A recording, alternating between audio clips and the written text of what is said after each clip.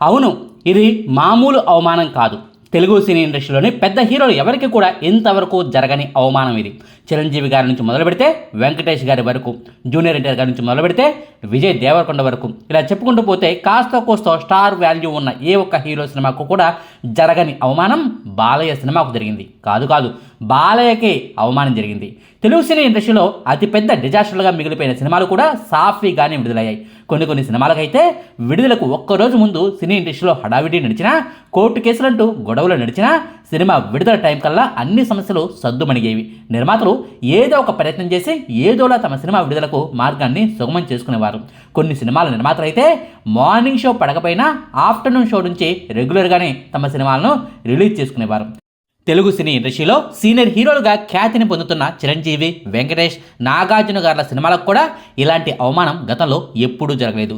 Balayya cinema విషయంలో మాత్రమే మొట్టమొదటిసారి ఇలా జరిగింది. ఇది బాలయ్యనే కాదు, బాలయ్య అభిమానులనే కాదు, యావత్ తెలుగు సినీ ఇండస్ట్రీనే విస్తుపోయేలా చేసింది. అఖండ 2 సినిమాను అనుకున్న సమయానికి రిలీజ్ చేయలేకపోతున్నాం. ఇది మిమ్మల్ని బాధిస్తుందని మాకు తెలుసు.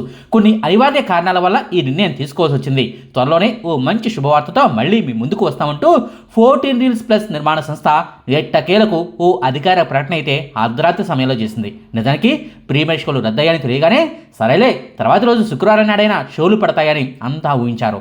బాలయ్య గారు రంగంలోకి దిగుతారని, తన సినిమా కోసం ఆయన అడ్డం పడిపోతారని, ఎలాగైనా ఈ సినిమాను బాలయ్య గారు విడుదల చేస్తారని అంతా భావించారు.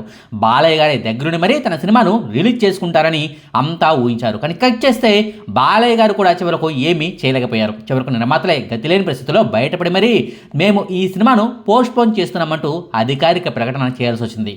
బాలయ్య గారి కెరీర్లో ఎన్నో అటర్ఫ్లాప్ సినిమాలు ఉన్నాయి, డిజాస్టర్ సినిమాలు ఉన్నాయి. ఒకనొక సమయంలో అయితే వరుసగా 10 ఏళ్ల పాటు ఆయన కెరీర్లో ఒక్క హిట్ సినిమా కూడా లేదు. అయినప్పటికీ ఆయా ఫ్లాప్ సినిమాల విషయంలో కూడా బాలయ్య గారు ఏనాడు కూడా ఇలాంటి పరిస్థితిని ఎదుర్కోలేదు. బాలయ్య సినిమాల రిలీజ్కు అసలు ఏనాడు ఇబ్బందులు రాలేదు. థియేటర్ల సంఖ్య తక్కువగా ఉందనో, హిట్ టాక్ వచ్చినా సరే శ్రీమన్నారాయణ వంటి సినిమాలకు థియేటర్లను కేటాయించలేదనో అప్పట్లో వార్తలు వచ్చేలే. కానీ అసలు సినిమాయే రిలీజ్ కాకుండా పోస్ట్ పోన్ అవడం అనేది ఏనాడు జరగలేదు. మామూలుగా అయితే సెప్టెంబర్ నెలలో రిలీజ్ కావాల్సిన సినిమా ఇది, కానీ డిసెంబర్ నెల 5వ తారీఖున రిలీజ్ చేస్తామని ఎప్పుడో అనౌన్స్ చేశారు. ఇప్పుడు కూడా విడుదలకు ఎలాంటి సన్నాహాలు చేయకుండా మరోసారి ఈ సినిమాను పోస్ట్పోన్ చేసుకున్నా కూడా ప్రేక్షకుల నుంచి నెగిటివ్ రియాక్షన్ వచ్చేదే కాదు. కానీ అన్ని ఏర్పాట్లను చేసుకుని టికెట్లను కూడా ఆన్లైన్లో పెట్టి ప్రీమియర్ షోలకు ప్రిపేర్ అయ్యి తెలంగాణ, ఆంధ్రప్రదేశ్ రాష్ట్ర ప్రభుత్వాల నుంచి కూడా టికెట్ల రేట్ల పెంపుదలకు సంబంధించిన జీవోలను తెప్పించుకున్న తర్వాత కూడా ప్రీమియర్ షోలు పడడానికి సరిగ్గా 1 గంట ముందు ప్రీమియర్ షోలు క్యాన్సిల్ అంటూ ఓ ప్రకటన చేశారు. సరేలే తెల్లారిన తర్వాత అయినా ఈ సినిమా ఉంటుందనుకుంటే అభిమానుల ఆశలపై నీళ్లు చల్లారు. అర్ధరాత్రి సమయంలో సినిమాను పూర్తిగా పోస్ట్పోన్ చేస్తున్నామంటూ ప్రకటించి మరీ బాలయ్య ఫ్యాన్స్ను నిర్ఘాంతపోయేలా చేశారు. ఇప్పటికీ కూడా బాలయ్య కెరీర్లో ఓ అరుదైన రికార్డు ఉంది. ఒకే రోజు 2 సినిమాలు తనవే రిలీజ్ చేసుకున్న సందర్భం ఒకటి ఉంది. 1993 సంవత్సరంలో సెప్టెంబర్ నెల 3వ తారీఖున బాలయ్య హీరోగా నడిచిన నిప్పురవ్వ సినిమా విడుదలైంది. సరిగ్గా అదే రోజు ఆ సినిమాకు పోటీగా బాలయ్య హీరోగా నడిచిన బంగారు బుల్లోడు సినిమా కూడా రిలీజ్ అయింది.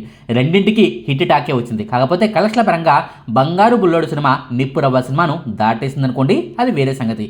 ప్రస్తుతం తెలుగు సినీ ఇండస్ట్రీలో ఉన్న ఏ ఒక్క హీరోకు కూడా ఇలాంటి రికార్డు లేదు. తన సినిమా మీద తన సినిమాని పోటీగా రిలీజ్ చేసుకునేంత డేరింగ్ స్టెప్ను ఏ హీరో కూడా తీసుకోడు. కానీ కాలం ఎప్పుడు ఒకేలా ఉండదన్న చందాన ఆనాడు ఒకే రోజు 2 సినిమాలు రిలీజ్ చేసుకున్న బాలయ్య ఇప్పుడు తన సినిమాను తానే రిలీజ్ చేసుకోలేని పరిస్థితి దాపురించింది. నిర్మాతల నిర్వాకానికి బాలయ్య సినిమా బలైపోయింది. బాలయ్య కెరీర్లోనే మునిపెన్నడూ లేని రీతిలో ఈ సినిమాకు ప్రీ రిలీజ్ బిజినెస్ జరిగింది. నైజా నుంచి సిడెడ్ వరకు, ఉత్తరాంధ్ర ఏరియాల నుంచి గోదావరి జిల్లాల వరకు ప్రతి ఒక్క ఏరియాలోనూ డిస్ట్రిబ్యూటర్లకు ఈ సినిమాను భారీ మొత్తాలకే అమ్మేసుకున్నారు. బాలయ్య, బోయపాటి కాంబినేషన్ అనగానే అభిమానుల నుంచి కూడా విపరీతమైన అంచనాలు ఉన్నాయి. హైందవ ధర్మం గురించిన సీన్లు, డైలాగులు, ఎలివేషన్లు కరెక్ట్గా పేలితే ఈ సినిమాను మోయడానికి రూపాయి ఖర్చు లేకుండా ప్రచారం చేయడానికి హిందువులు సైతం రెడీగా ఉన్నారు. పోటీగా మరో పెద్ద సినిమా కూడా ఏది ఎప్పట్లో లేదు. డిసెంబర్ 5వ తారీఖు కనుక అఖండ 2 సినిమా రిలీజ్ అయి ఉంటే జనవరి 9వ తారీఖు వరకు కూడా కలెక్షన్లను ఈ సినిమా రాబట్టగలిగే ఛాన్స్ ఉండేది. అంటే దాదాపుగా నెల రోజులకు పైగానే బాక్స్ ఆఫీస్ వద్ద అఖండ 2 సినిమా రాజ్యమేలేది. ఇన్ని పాజిటివ్ అంశాలను పెట్టుకుని మరీ నిర్మాతలు చేసిన నిర్వాహకం వల్ల బాలయ్య సినిమా బాక్స్ ఆఫీస్ బాంబుగా మిగిలిపోయింది. విడుదలకు ముందే ఈ సినిమా పట్ల నెగిటివ్ వైబ్స్ అనేవి జనాల్లోకి వెళ్ళిపోతున్నాయి. రేపటి రోజున అన్ని సమస్యలు సద్దుమడిగి మళ్ళీ విడుదల తేదీని ఫిక్స్ చేసుకుని టికెట్లను ఆన్లైన్లో పెట్టినా మీ మీద మాకు నమ్మకం లేదు ధర అంటూ జనాల నుంచి నెగిటివ్ రియాక్షనే వచ్చేది. ఇప్పుడు బుకింగ్స్ జరిగినంత రేంజ్లో మరోసారి ప్రేక్షకుల నుంచి బుకింగ్స్ జరగబోవచ్చు. ఆన్లైన్లో పూర్ బుకింగ్స్ను చూసి ట్రోల్స్ పెరగవచ్చు. తద్వారా బాలయ్య అంటే గిట్టిన వర్గం వాళ్ళ నుంచి ఈ సినిమాకు నెగిటివ్ ప్రోపగండా చేయడానికి ఈ పరిణామాలు కలిసి వచ్చే ఛాన్స్ ఉంది. విడుదలకు 1 గంట ముందు ఈ సినిమా ఆగిపోవడం అనేది ఈ సినిమాకు ఏమాత్రం ఉపయోగపడే అంశం కాదు. భవిష్యత్తులోనూ దీని పరిణామాలను ఈ సినిమా అనుభవించాల్సి వస్తుంది. చూడాలి మరి ఈ సినిమాను ఎప్పుడు రిలీజ్ చేస్తారో, ఎలా రిలీజ్ చేస్తారో అన్నది. ఆ సంగతిని పక్కన పెడితే నెట్టింట ఓ కొత్త వాదన ప్రచారం అవుతుంది. హరిహర వీరమల్లు సినిమా విషయంలోనూ ఇంతే జరిగింది కదా. పవన్ కళ్యాణ్ గారు తానే స్వయంగా పూనుకుని మరి ఈ సినిమాను రిలీజ్ చేసుకున్నారు కదా. తన సినిమా రెమ్యునరేషన్ సైతం పవన్ కళ్యాణ్ గారు వెనక్కు ఇచ్చేశారు కదా. డిస్ట్రిబ్యూటర్లతో సైతం గొడవపడి మరి వాళ్ళపై ఆగ్రహించి మరి వీరమల్లు సినిమాను పవన్ కళ్యాణ్ గారు రిలీజ్ చేసుకున్నారు కదా. ఆ సినిమా అటర్ ఫ్లాప్ అవుతుందని పవన్ కళ్యాణ్ గారికి ముందే తెలుసు. డిజాస్టర్ అవుతుందని కూడా ఆయనకు ముందే తెలుసు. సినిమాను బాగా తీయలేదని కూడా ఆయనకు తెలుసు. అయినా సరే తన సినిమా నిర్మాత కోసం ఆ సినిమాకు ఎదురైన సమస్యలన్నిటికీ పవన్ కళ్యాణ్ గారు అడ్డం పడి మరి వీరమల్లు సినిమాను రిలీజ్ చేసుకున్నారు కదా. మరి అఖండ 2 సినిమా విషయంలోనూ బాలయ్య గారు ఆ పనిని ఎందుకు చేయలేకపోతున్నారు, తన ఇన్ఫ్లుయెన్స్ను బాలయ్య ఎందుకు వాటం లేదు అంటూ సోషల్ మీడియాలో బాలయ్యను నిలదీస్తున్న యాంటీ ఫ్యాన్స్ లేకపోలేదు. ఈ లెక్కను చూసుకుంటే బాలయ్య కంటే పవన్ కళ్యాణ్ మోస్ట్ పవర్ఫుల్గా కనిపిస్తున్నారంటూ సోషల్ మీడియాలో ట్వీట్లు కూడా చేస్తున్నారు. అసలు ఈ తరహా వాదన చేసిన వాళ్ళను ఏ మనాలో కూడా అర్థం కావట్లేదు. ఆ సినిమాకు ఎదురైన సమస్యకు ఈ సినిమా ఎదుర్కొంటున్న సమస్యకు అసలు పొంతనే లేదు. హరిహర వీరమల్లు సినిమా నిర్మాత ఏఎం రత్నం గారికి నష్టాలు వచ్చాయంటే దానికి ప్రధాన కారణం పవన్ కళ్యాణ్ గారు కదా. హరిహర వీరమల్లు సినిమాకు ఆయన సరిగా డేట్స్ ఇవ్వలేదు. ఆ సినిమాకి ఇవ్వాల్సిన డేట్స్ కూడా రీమేక్ సినిమాలకు ఇచ్చుకున్నారు. ఆ తర్వాత కూడా రాజకీయాల్లో బిజీ అవ్వాల్సిన పరిస్థితులు వచ్చిపడ్డాయి.